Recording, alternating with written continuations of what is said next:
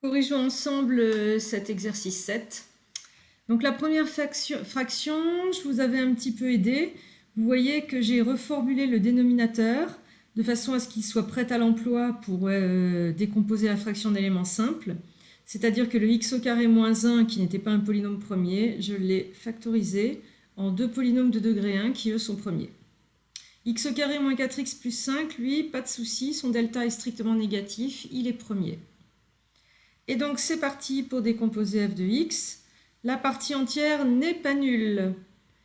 Donc je reformule mon dénominateur de façon à ce que je puisse diviser mon numérateur x5 par ce dénominateur. N'oubliez pas que les puissances ici doivent décroître, sinon ce n'est pas la bonne division.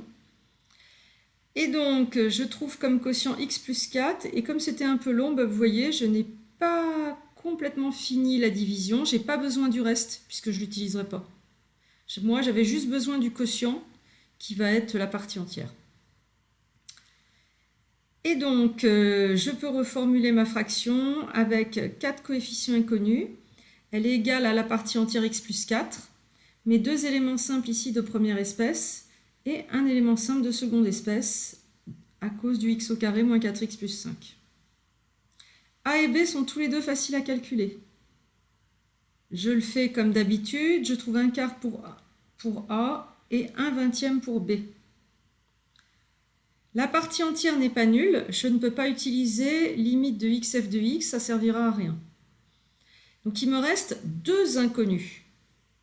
Deux inconnus, eh bien je vais produire deux équations en alpha bêta en affectant x à deux valeurs simples.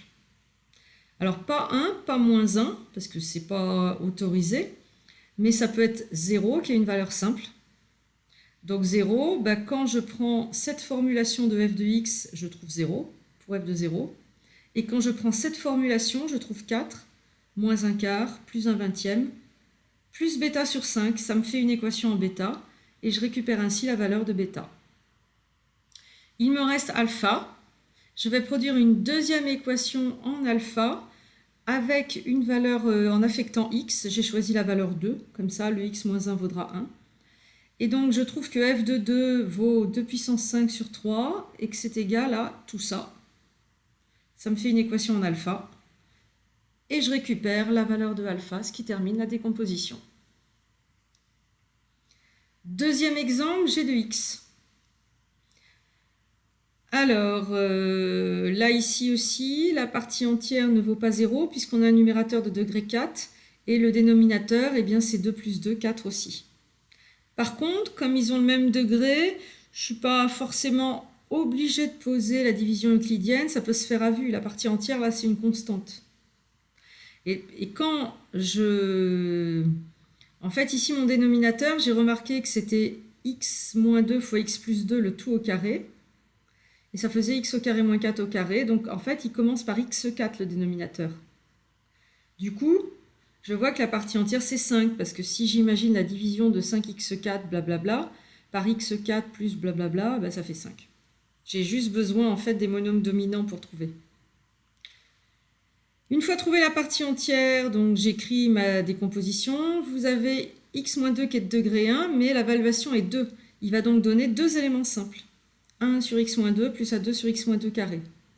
Et x plus 2, même chose, c'est lui le polynôme premier, mais sa valuation est 2, donc il donne deux éléments simples. B2 et A2 sont faciles à calculer. Je vous rappelle que dans ces cas-là, c'est le plus haut degré qui donne les coefs faciles. On les calcule, on trouve 5 demi. Il nous reste deux coefs, A1 et B1. Et donc, j'utilise la méthode de l'affectation de x.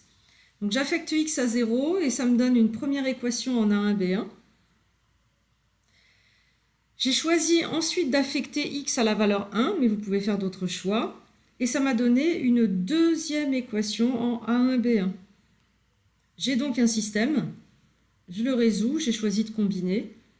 Et je trouve B1 égale moins 35 quarts et A1 égale 35 quarts, ce qui termine la décomposition. Dans les prochaines vidéos, nous allons voir deux exemples d'utilisation des décompositions d'éléments simples. À bientôt!